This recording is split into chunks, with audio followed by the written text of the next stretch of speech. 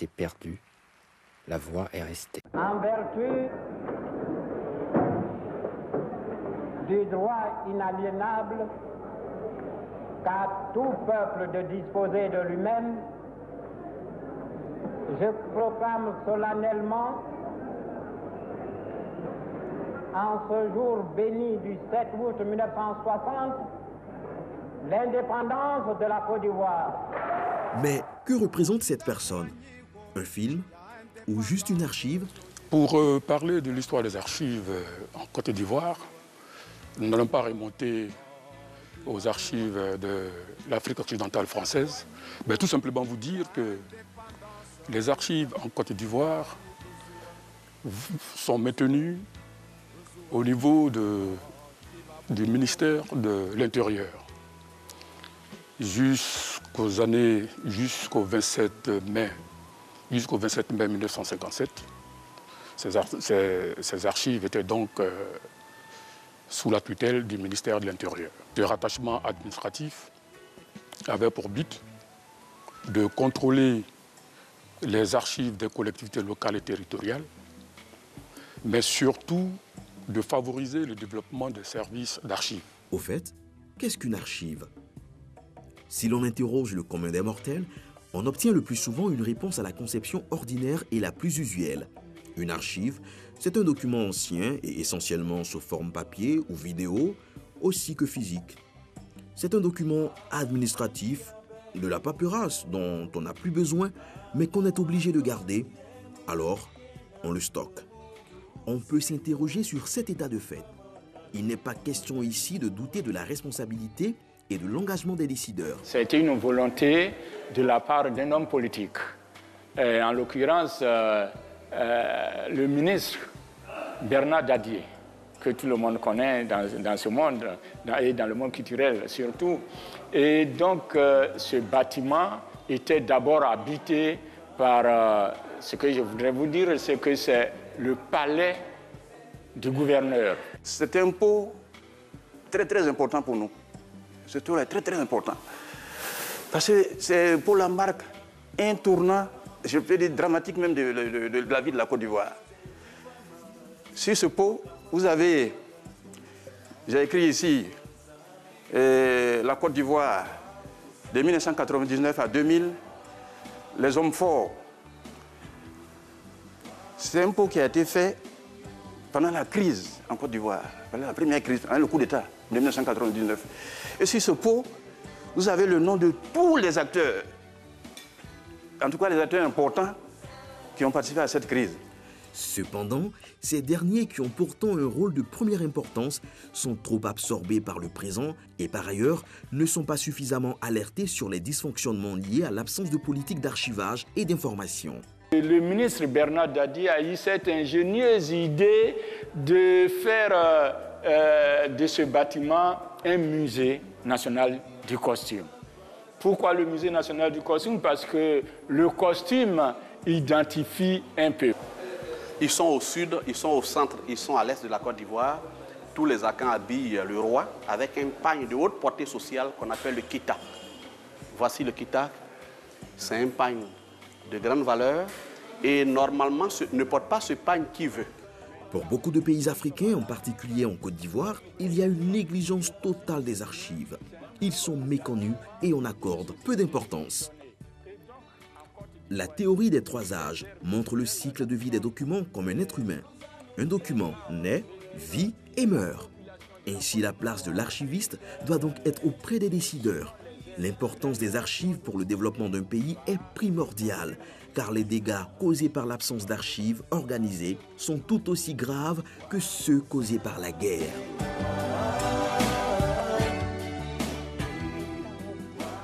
Les dégâts, les dégâts causés par l'absence d'archives sont aussi graves que ceux de la guerre. C'est une affirmation qui fait froid dans le dos. Vous la partagez, M. Manao, bonjour.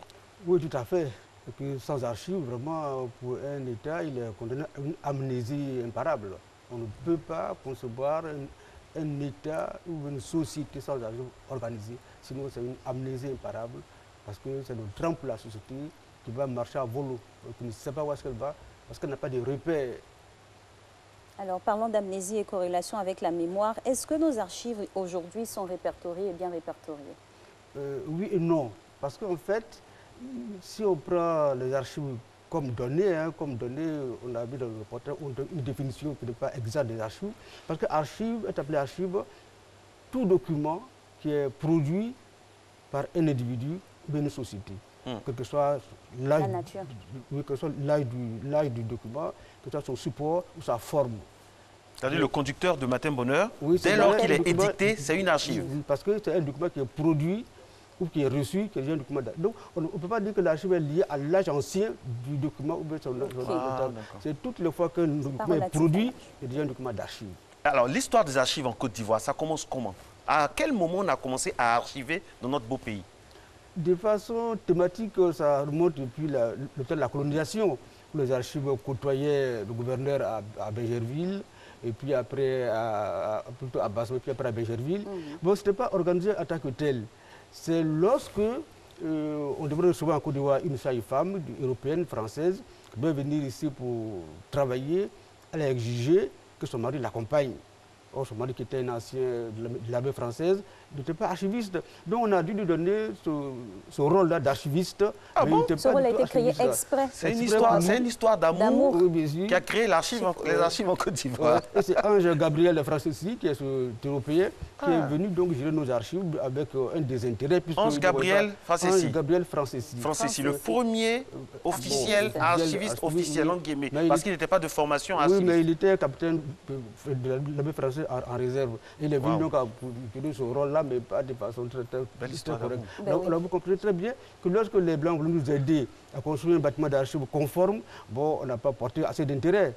Donc le projet a échoué. Donc les Européens ont voulu construire un bâtiment pour les archives? Nous aider à construire un bâtiment comme modèle d'archives, parce qu'un bâtiment d'archives, il faut qu'il soit un modèle bien précis pour la conservation adéquate des archives. Pour le Blanc qui n'était pas intéressé, les Européens, si bien qu'on est resté dans cet état. Et puis ensuite, on a eu l'indépendance, mais on n'a pas accordé nous-mêmes une importance aux archives en tant que telles. On n'a pas une politique d'archivage. Pour nous, ce n'est pas une priorité fondamentale. Si bien que bon, les archives sont un peu à volo. Et tout ceci est dû à quoi exactement, ce désintérêt? Oui, parce qu'on on a peur de notre passé? Non, on a mieux à faire. On pense qu'on a mieux à faire. Parce que les archives, comme on l'a dit, c'est des papiers anciens, sans intérêt. Mais qui ont l'importance. Qui ont l'importance, puisque quand on en a besoin, on recourt à cela pour voir, mais après, on ne s'intéresse pas. Deuxième cri pour les archives, c'est qu'en tant que mémoire, elle condamne celui qui les conserve. S'il se conduit mal dans la société, dans l'administration, donc ça le condamne. Parce qu'on va faire l'audit, on va découvrir sa malversation. Donc, ce qui fait qu'aussi, on n'a pas une gestion des archives. Donc, on a peur. Il y a quelqu'un qui me disait, il y a mon grand frère, mon doyen de la rédaction qui me disait que les gens ont peur de leur passé. Les gens ont peur des archives parce que ça révèle des choses. Tout à fait. Parce que le document d'archive est imprescriptible, il est inaliénable. Donc, on le prend en tant que tel, il va tracer de façon claire le passé de la société, le passé de l'individu, qui le met à découvert et quelque part c'est dangereux. Si bien qu'on n'a pas intérêt à les mieux gérer pour ne pas être exposé à des C'est un scanner. C'est dommage. Oui. C'est dommage. Et pourtant, les archives ont tellement de choses à nous dire sur notre passé, mais surtout sur notre futur. Tout à fait. Mais enfin, c'est le point de départ, même puisqu'elles nous sont immanentes. Elles nous sont en tant que telles immanentes, puisqu'on a les archives. On ne voulait plus mourir avec elle. La dame qui est enceinte va faire un carnet de visite prénatale, déjà un document d'archives. L'enfant va naître, il va aller à l'école, il va avoir des diplômes, il va travailler. Donc il y a un tracé de documents sur sa vie qui fait qu'on découvre de façon claire ce qu'il est et ce qu'il va devenir. Mais si on a peur d'exposer cela, c'est évident qu'on a abouti à cela. Et vous savez qu'un monsieur qui travaille, qui va à la retraite, pour faire son dossier, c'est un problème parce qu'il ne peut pas trouver les éléments même de son cursus, son fonctionnaire pour pouvoir faire ses papiers. C'est assez dramatique. Parlons d'histoire en Côte d'Ivoire. Qu'est-ce qu'on a réussi quand même à archiver qui pouvait nous revenir comme ça en mémoire et nous permet de nous projeter, pourquoi pas? Ce qui est évident, c'est que c'est passé vraiment notre indépendance. Ça, c'est resté comme des marches pour arriver à l'indépendance. C'est les seules archives qu'on a. Parce que chaque fois, c'est la même image, la déclaration du président Houphouët-Boigny. Alors qu'il y a d'autres choses. Il y a d'autres choses qu'on peut découvrir qui sont là d'ailleurs, peut-être qui ne sont pas bien traitées, qui sont maltraitées ou maltraitées, selon en un mot ou en deux mots. Mais qu'on peut quand même découvrir. Ça tombe bien. Nous allons maintenant basculer dans une autre dimension de cette thématique avec des photos. Monsieur Manaon, qui est passionné d'archives, je le connais depuis des années maintenant, il est passionné d'archives. On va vraiment basculer avec des photos parce que le temps est vraiment imparti, est en train de s'achever dans 7 minutes. Qui nous aidera à décrypter donc, aussi, on va avoir ouvrir, des photos vraiment qu'on a calées qui vont nous permettre de connaître aussi l'histoire de la Côte d'Ivoire. Oui, vraiment c'est important parce que il faut comprendre ce que nous sommes devenus, parce que nous sommes partis d'où. Alors, si vous le permettez, on va comprendre que après la conférence de Berlin sur l'Afrique, pour le partage, il y a eu des rivalités franco-britanniques. Chacun voulait avoir la Côte d'Ivoire comme colonie. Et la France a fait rapidement de décréter que la Côte d'Ivoire est une colonie française. Alors, ainsi, après, le temps a évolué, et FEDEB, qui était donc le gouverneur général à Dakar, a voulu qu'on échange nos comptoirs ici avec ceux de la Gambie qui est au Sénégal. Alors, on a listé des photos, vraiment une dizaine de photos, plusieurs photos, près de 40 photos comme ça, d'images qui ont marqué l'histoire de la Côte d'Ivoire. Alors, si la réalisation est prête, si on peut avoir au moins les photos, là, ce monsieur-là, c'est qui? Première image, c'est qui? C'est Arthur Verdier, qui a bataillé pour que la Côte d'Ivoire reste française. Donc c'est grâce à lui, à cause de lui, que la Côte d'Ivoire est française. Il a bataillé avec FEDEB pour que la colonie française soit ivoirienne. Comprenez que la photo ne soit pas trop nette. C'est ce monsieur-là, c'est à lui qu'on doit le fait que la Côte d'Ivoire, bon, je ne sais pas si c'est un bonheur ou un malheur, l'histoire nous dira, mais c'est à cause de lui, ou bien je ne sais pas si à cause ou grâce, que la Côte d'Ivoire est colonie française aujourd'hui. Et c'est lui qui a été le premier à créer une plantation, à créer une école en Côte d'Ivoire, le premier. Wow. Et alors, donc on évolue, ça c'est la loi cadre, où il y avait des remous en Afrique dans les colonies, et il fallait donc, vous voyez, et son ami Gaston Defferre, et mettre une loi Gaston Defferre. On l'a dans les manuels. Une loi cadre qui va concéder aux pays africains une partie de leur pouvoir. La coupe de costume aussi devrait inspirer d'autres personnes, parce que là même déjà à cette époque, c'était bien coupé. Et les archives inspirent. Les archives inspirent. Ils ont initié cette loi cadre qui concède aux Africains une partie des prérogatives du pouvoir. Voilà pourquoi on a abouti au à l'indépendance, puisque la loi cadre nous donne une partie de gestion de nous-mêmes qui fait qu'on a pu avoir. Et c'est lors de ces rencontres-là qui ont été immortalisées. C'est eux qui ont vraiment fait qu'on ait cette loi cadre-là. Donc il fallait qu'en Afrique, on ait un premier gouvernement, un conseil de gouvernement qui va gérer. On a une image qui montre que le premier conseil de gouvernement qui fait que nous, on a commencé à nous gérer. Ensuite, on a abouti justement à cette indépendance. On a un premier gouvernement avec des ministres, bien sûr. Alors, ce qui pourrait nous intéresser, c'est l'actualité, le canal de Vridi, qui est vraiment d'actualité. Ah oui, hier, l'inauguration. L'inauguration a été faite, mais ça a commencé depuis 1938 avec le gouverneur Monton qui a commencé à faire ce canal. Et il a été inauguré en 1951 par Mitterrand. Et maintenant, on l'a inauguré. Ça veut dire qu'il fallait connaître des archives pour comprendre ce canal, pouvoir le raménager grâce aux archives. On a vu sa longueur, sa profondeur.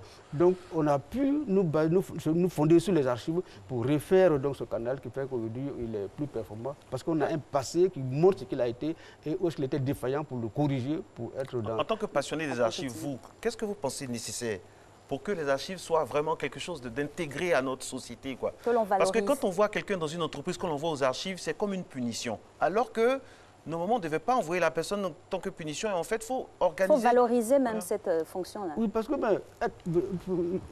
il faut être comme ça, il faut une formation professionnelle. On forme des archivistes qui ont une formation professionnelle, des diplomantes, qui fait que ce n'est pas un métier à faire valoir, c'est vraiment un métier en tant que science, en tant que technologie, en tant que technique. Or, comme on n'a pas l'appréhension claire des archives, on pense que vraiment on t'envoie aux archives en tant que condamnation. Parce que comme il le dit, on n'a pas encore une gestion scientifique des archives.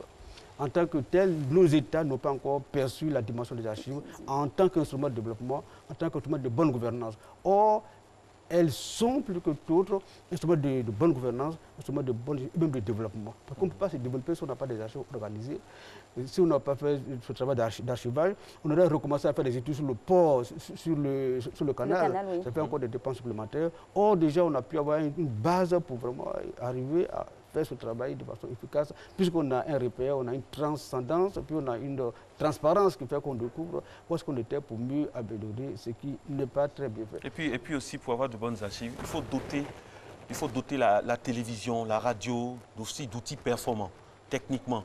Parce qu'au Japon, quand vous passez à une émission au Japon, au sorti de l'émission, vous avez une copie de l'émission sur tous les supports les plus anciens aux plus récents. C'est-à-dire, M. Manon, à la fin de l'émission, a la version son, version image sans son, la version CD, DVD, comment on dit, tout ce qui est nouvelle technologie, l'émission. Et ça aussi, c'est une volonté politique. Tout à fait, tout à fait. Mais on le déplore. Tant que on n'a pas pris ça en compte. Aujourd'hui, les images des funérailles du président Houphouët-Boigny. C'est vraiment déplorable. Si Alix et moi, on veut avoir les images des funérailles du président Houphouët-Boigny, ce sera la croix et la bannière. Il faut aller voir. Il faut avoir aussi de la qualité pour pouvoir numériser. Vous pouvez les avoir, vous pouvez les avoir. Oui, mais à quel prix? Comment? Et où? Parce qu'on parle aussi de valorisation, ce qui est fait, où cela se trouve, comment c'est valorisé. Il y a eu beaucoup de destruction à travers les crises, tout ça. Non, on peut les trouver aux archives nationales, où c'est le livre, vraiment, on trouve les archives nationales. Où on a tout est répertorié. Tout est répertorié, géré, contrôlé. Est-ce que c'est comme l'INA en France, où si je veux taper le discours de Ernest Boca, ou bien le discours de Jean-Baptiste Moquet, est-ce que je peux avoir des choses? Tout à fait, oui, tout à fait. C'est possible en Côte d'Ivoire? C'est possible, oui, c'est possible. Puisque vraiment, les archives nationales sont en train de faire un travail formidable pour restaurer nos archives en tant que telles. Vous leur demandez un document, vous l'avez immédiatement parce qu'ils sont... C'est pas difficile à avoir, on peut faire une note simplement, une simple demande. Il n'y a plus rien à faire, tout est bien, tout se passe bien, ou qu'est-ce qu'on pourrait faire pour améliorer? On a demandé, on l'a automatiquement parce que c'est très bien organisé, bien géré, et quand vous demandez, on vous sort le document. Et on salue tous ceux qui nous regardent des archives de la RTI qui font un travail formidable, parmi lesquels M. Ousmane Dindane, qui est c'est notre archiviste passionné maison. On lui fait un gros coucou ce matin et puis on lui dit vraiment bon courage pour tout ce qu'il fait déjà.